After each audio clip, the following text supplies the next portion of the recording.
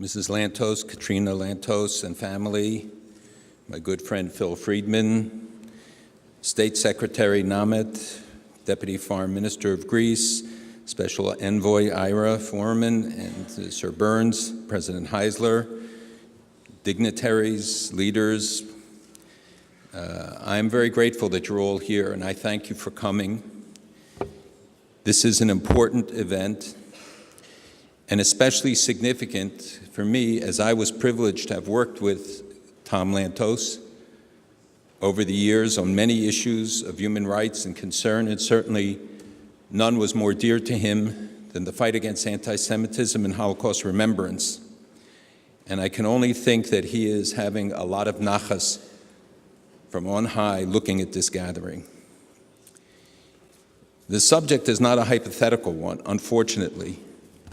One would have hoped that 70 years after the Shoah, we would not have to come together. One can debate particular polls, the findings, the statistics, but no one can debate today the existence of anti-Semitism, that its ugly head is rising again, and it is a fact in 2013. It is undeniable. It is incontrovertible. We would have hoped that that would not have been the case, but it is essential for us to recognize this reality when so many in the world don't want to. We live in an age of increasing apathy and indifference. We live in an age where people have no time for history or facts. They have no patience for it. The key to the future are the lessons of the past, we are taught. Winston Churchill said, the further back one looks, the further ahead you will see. That the lessons of history are essential as a guide, not to get lost in history as the fundamentalists do, but to be able to meet the challenges of the future. We see the oldest of hatreds again rising in many forms, in many places around the world, and it uses the most modern of technologies. The reason we look back is in order to look forward. In Judaism, in fact, puts great emphasis on history because we learn the lessons in order to spare future generations the trials and tribulations, not because we want to dwell on the tsaras, on the tragedies of the past, but because we want to prevent them in the future. We look back to our forefathers and foremothers, to Abraham, Isaac, and Jacob, who were the prototypes for anti-Semitism through the ages in their life experiences. Abraham was told, you cannot live amongst us as a Jew. Isaac was told, you cannot live amongst us. And Jacob, you cannot live. Expulsion, conversion, annihilation. The three prototypes of anti-Semitism that Jews have experienced throughout the ages. And we must look to those lessons. When Pharaoh threw the Jews into enslavement, it wasn't because they did something wrong. The Bible clearly quotes him as saying, Hava nischak molo, we have to deal shrewdly with them, not because they did wrong, but because they are strong. And they are contributing to Egyptian society, but maybe they will join one of our enemies in the future. It was because they were doing something right, not because they were doing something wrong. Chava nischak molo. How many times through the ages have we heard that same phraseology in different languages and in different forms? We see the new incarnation of anti-Semitism in the form of the global campaigns of delegitimization, of BDS, boycott, divestment, and sanctions that I will speak about. We see new covers, but the same old hatred. The former chief rabbi of Great Britain, Rabbi Sachs, said recently that in the Middle Ages, hatred of Jews was because of their religion. In the 19th and 20th centuries, because of their race. Today, those are not politically correct, so they hate Jews because of the Jewish state. It's the corporate Jew, the collective Jew, that perhaps you can't say, I hate Jews publicly, although increasingly you can, but you can say, I hate Zionists and I hate Israel. It is now that corporate Jew that becomes the focal point for the hatreds of the past. It's not criticism of Israeli policy. It's not a difference of view with any particular action that Israel takes. It is not about 67, it is about 47. It is about Israel's right to exist. It is about imposing impossible standards, not higher standards. It's an effort to isolate, to denigrate the Jewish state, and by this to attack the Jewish people and their right to exist. The right of a Jewish state to defend its citizens is fundamental. Denying that right says that Jews do not have the same rights of others and do not have the right to defend themselves. This is not the first time we have experienced this. In fact, the great French commentator Rashi, who lived in Germany and in France more than 1,000 years ago, wrote on the first sentence in the Bible, why does the Bible begin not with the first commandment, but with the long story of the genesis of the creation of the world? And he answers, because the time will come when people will say, you stole the land. And you'll tell them God created it, and he apportioned this land to us for all generations, in a covenant that can't be broken by Nazis, by communists, by any ideology. No extremist can change that reality. 1,000 years ago, he anticipated the BDS movement. That the time would come when people would gather in Amman, Jordan, under the umbrella of ISESCO, and declare that the Western Wall is really Al-Burak's wall, named for Muhammad's horse. That the Kever Rachel, which for 3,000 years was called Kutab Rachel in every Arab and Muslim and UN and League of Nations and other document, is now named as a mosque for Muhammad's driver, and denies the Jewish connection to the Cave of the Patriarchs. With all that's going on in the Middle East, would one not believe that there are more important things to be concerned with? But they understand that if you take away our past, you take away our future. That if you try to cut off the connections of the Jewish people to the land, then what right do they have to be there? That if you deny the existence of these age-old connections, that generation after generation of people of every faith, every creed accepted,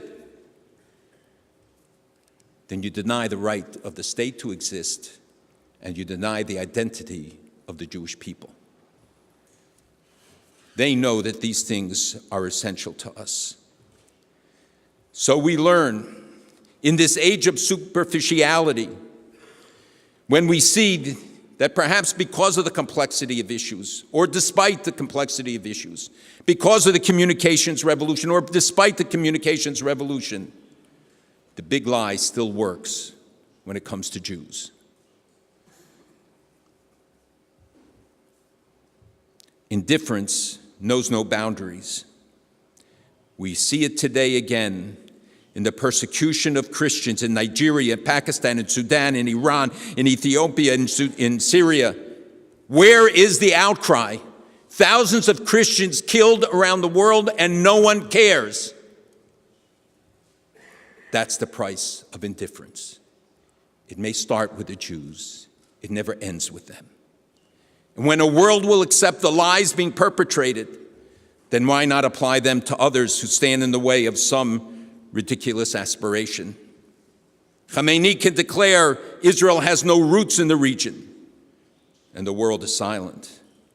We can see a debate in these last days over the interpretation of whether the Holocaust occurred or not. What kind of debate is that? Whether CNN translated it right or a farce news agency or others, that even should become a question today?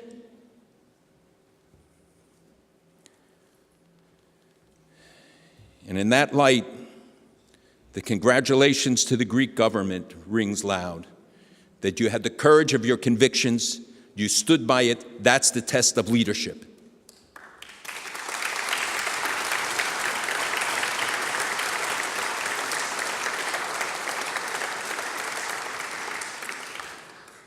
Society is not measured, neither nationally or internationally, by the fact that it has haters.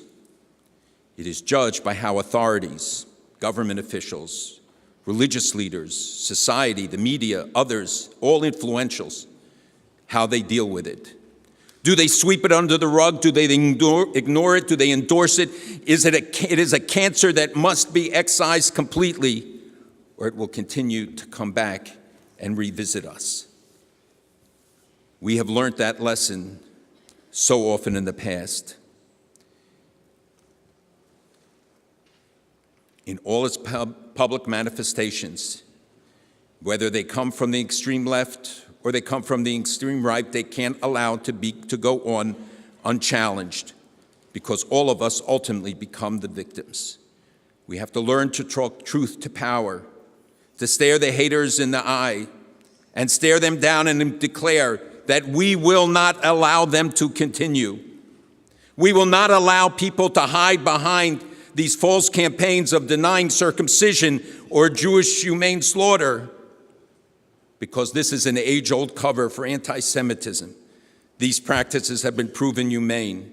Those who raise it today do so because they know it's a way of attacking the fundamentals of Jewish existence and Jewish life. The failure to have the foresight to reach out to populations that can fall victim to these kind of attractions to extremism, the failure to educate and to integrate populations leads to the results that we have yet to see. What's going to happen to the hundreds of young Europeans who have gone to fight in Syria, who went for whatever motivation but are going to come back as convinced jihadists? What are governments doing to make sure that they do not become the murderers that we have seen in the past? Why do Jews do what they do? People invent theories of conspiracies because they can't understand why it is that we march and we demonstrate and we care. The Prime Minister of a very big country asked me, why are Jews so influential? And I said, because Jews care. And people who care get involved. And people who get involved have influence. It's not because they have a conspiracy. It's not because they seek dominance. All of this obsession in the European media and around the world with the Jewish lobby and Jewish power in the United States, every European reporter who comes to me, I say, look, why don't you start off asking me about the Jewish lobby? Because ultimately, I know that's what you want to know. It's an obsession because they don't understand that democracy demands involvement. America is unique in its system, but that is what is asked of us. And those who care enough to tear themselves away from the television or other things and get involved, they have influence. He then asked me, so why did Hitler hate the Jews so much? So I told him that hatred by its very nature is irrational. I said, I will give you the reasons that they used to rationalize it. The problems that grew out of World War I and all the other efforts. I said, but the key was the indifference of the world that enabled Hitler's machine to operate. It wasn't just the Nazi ideology or his killing machine. It was the license given to him by the world. And we have an international body set up to protect human rights, charged with the sacred duty of protecting those who are unable to protect themselves and speaking up and seeing it hijacked when the leadership included Iran and Syria and Libya of old. And it only has one focus, one country that it seems ready to condemn all the time. When we see that the world has not learned. We see a UN that can't stop the massacre of 100,000 people in Syria, or the killings of Christians from Malaysia to Lebanon, or the massive violations of human rights in the region and around the world. But it certainly can find time to condemn Israel for every perceived wrong. Governments that fear to act, that are afraid of sleeper cells, are afraid of retribution, will surely attract those things. The answer is not, it never is, capitulation or appeasement or surrender to the haters, to the anti-Semites, to the racists, or the bigots. The only language they and the terrorists understand is strength. When they see weakness, they exploit it, and everyone pays the price. The underpinnings of the BDS movement, of the delegitimization movement, are the lies of the past and the present. There are two models, one that we saw in Britain where the poisoning of the elites and it trickles down, and the one we've seen in other parts of Europe where it starts from the bottom up. But the results are often the same. And they get inspired when they see a EU adopting policies that exclude parts of Israel, that punish them, that cut off humanitarian activities, research, and medical clinics, and have the chutzpah to try and draw borders. They did it before, and we're paying the price now for it. When we see corporations being targeted, not because they did anything wrong, but because they employ 30,000 Palestinians in the West Bank, who will pay the price for these boycotts? And we know only too well that all of the themes that we hear, if only Israel would make more concessions, if only Israel, if only Israel, if only Israel didn't exist, would in fact Khomeini love us more? Would we have less problems in the Middle East? What's the source of stability and what's the source of instability? We see the lawfare, we see the attacks on campuses, and we should not dismiss this as the excesses of youth or of others. We have to address it forthrightly. Mark Twain once said, if you don't read a newspaper, you're uninformed. If you read a newspaper, you're ill-informed. Today, we see that despite the communications revolution, you cannot believe what you see, you cannot believe what you hear, you can't believe what you read. The blatant distortions and lies, it's almost incomprehensible that in this day and age it would be possible. But when we see doctored pictures, when we see false reports, accusations of killings that took place in Syria and they allege it in Gaza, when all of the other things, and yet none of the positives, all those who went from Gaza to be treated in Israel, all of the efforts that Israel is doing in Jordan and Syria, elsewhere, never get mentioned. The blatant distortions and lies lead to the consequences that we discussed. These modern blood libels are no less dangerous than those of the Middle Ages. All polls show this rise in anti-Semitism and warn us, even a willingness to use physical threats or violence. I prefer, frankly, that they go back under the rocks and not emerge as political parties or societal factors that enable them to influence others to display publicly their venomous views and goals. The internet lets many of them hide, yet proliferate their message. We must act on it. Everyone pays the price. Pastor Niemöller reminded us of that 70 years ago. A world of indifference to one is indifferent to all. And whether they are Roma, or they are Jews, or they are Muslims, or they are Christians, it cannot be tolerated. We can no longer continue to raise the bar on what we will tolerate. The lesson of history is it's not what our enemies do, it's what we fail to do. Martin Luther King once said, we will not be judged by the actions of our enemies, but by the failure of our friends. It is we who raise the bar, who say we can take this, we can take a little more. When we see it at sports events, when we see it in schools, when we see textbooks in Belgium that denigrate the Holocaust and use the most horrific pictures and depictions, and the government finally acts against it. But how could it happen in the first place? All of these are the results of a society that doesn't care, that doesn't take it seriously, that doesn't understand what's at stake for it. The process of radicalization that is going on should be a warning to all of us, to every one of us. I make one plea. Please, no more memorials to dead Jews.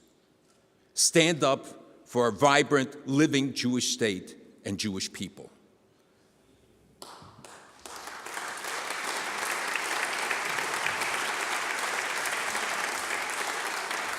We have no more cheeks to turn.